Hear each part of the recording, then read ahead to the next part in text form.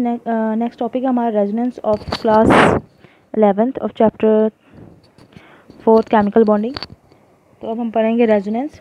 अब कुछ केसेस में क्या होता है, ये पॉसिबल नहीं है कि हम एक्सप्लेन कर सकें एक स्ट्रक्चर से सारी प्रॉपर्टीज़ एक सिंगल लिविंग स्ट्रक्चर की। तो वहाँ पे हमें क्या करना पड़ता है, अब उसकी प्रॉपर्टी एक्सप्लेन करने के लिए नंबर ऑफ़ स्ट्रक्चर जो है प्रपोज किए जाते हैं और इनको हम रेजोनेटिंग स्ट्रक्चर बोलते हैं। इस फिनोमेना को जिसमें हम एक से ज़्यादा स्ट्रक्चर से किसी की प्रॉपर्टी एक्सप्लेन करते हैं उसे हम रेजोनेंस बोलते हैं। इन्हें कैनोनिकल फॉर्म्स भी बोलते हैं और फाइनल स्ट्रक्चर जो उसका मॉलिक्यूल का होता है उसे रेजोनेंस हाइब्रिड बोलते हैं। एग्जांपल जैसे ओजोन दिया है, O3 फॉर्मूला होता है ओजोन का, जिसमें 3 ऑक्सीजन आपस में कंबाइन होते हैं। सिंगल स्ट्रक्चर जो है वो एक्सप्लेन नहीं कर पाता प्रॉपर्टी ओजोन के मॉलिक्यूल की। तो जिसका स्ट्रक्चर आपको कभी इस तरीके से दिखाई देगा, कभी इसके दो बॉन्ड इस तरफ होंगे और सिंगल बॉन्ड इस तरफ, कभी इसके दो बॉन्ड इस तरफ होंगे, कभी इस तरफ। तो एक सिंगल स्ट्रक्चर जो है इसकी प्रॉपर्टी एक्सप्लेन नहीं कर पाएगा, जिसमें लगेगा कि इस स्ट्रक्चर में बॉन्ड जो है मूव कर रही है, कभी एक तरफ कभी दूसरी तरफ जा रही है। तो इसे हम बोलेंगे डीलोकलाइज्ड इलेक्ट्रॉन्स। तो यहाँ पे जो बॉन्ड लेंथ जो आएगी, ये यहाँ से यहाँ तक जो लेंथ होगी वो क्या होगी, कभी ज़्यादा होगी कभी कम होगी। तो यहाँ बोला गया अगर सिंगल डबल बॉन्ड है, सिंगल बॉन्ड है ऑक्सीजन के बीच में तो 148 पिकोमीटर लेंथ होगी और डबल बॉन्ड है तो उसमें 121 पिकोमीटर होगा।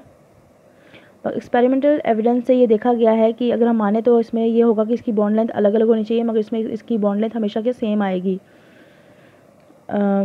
और वो क्या होगी, सिंगल डबल बॉन्ड के बीच में होगी, जो क्या होगी 128 पिकोमीटर होगी। तो इसलिए ओजोन मॉलिक्यूल जो है सिंगल लिविंग स्ट्रक्चर कोई प्रॉपर्टी को एक्सप्लेन नहीं कर पाता।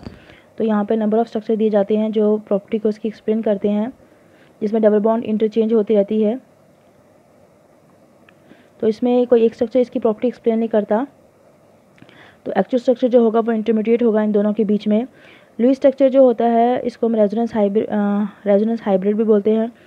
तो जो फिनोमेना है जिससे रिप्रेजेंट होती है drawing all probably living structure putting double headed arrow between them. तो अगर हम रेजोनेंस स्ट्रक्चर बनाएं तो उसके हम जो एरो है इस तरीके से उसको दिखाते हैं। तो ओजोन के मॉलिक्यूल इस तरीके से आपको कभी यहाँ पे डबल बॉन्ड होगी कभी यहाँ होगी, जिसकी वजह से बॉन्ड जो होगी ना सिंगल दिखाई देगी ना डबल दिखाई देगी। तो यहाँ पे इस तरीके से होगा इसका स्ट्रक्चर, जिसे रेजोनेंस हाइब्रिड बोलेंगे। अब रेजोनेंस होने के लिए क्या होना चाहिए, तो इसमें सेम पोजीशन ऑफ एटम्स, जो एटम जो है उनकी पोजीशन सेम होनी चाहिए।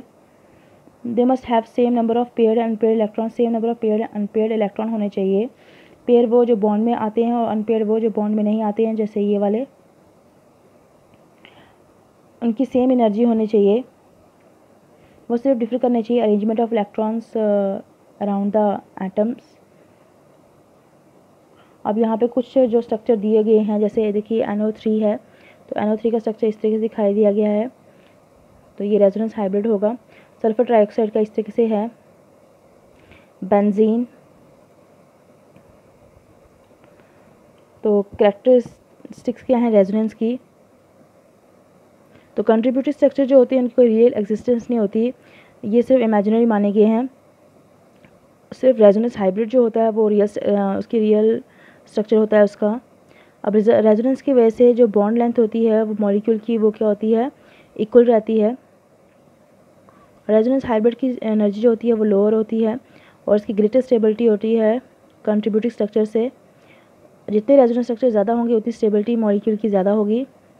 तो जितने contributing form greater is the number of contributing form specially with same energy greater the stability of molecule. जितने स्ट्रक्चर ज़्यादा होंगे उतनी क्या होगी, स्टेबिलिटी ज़्यादा होगी। अब रेजोनेंस एनर्जी क्या है, अब रेजोनेंस जो हाइब्रिड है उनके बीच में जो डिफरेंस एनर्जी का होगा वो उसे बोलेंगे रेजोनेंस एनर्जी। तो ये हमारा हो गया रेजोनेंस।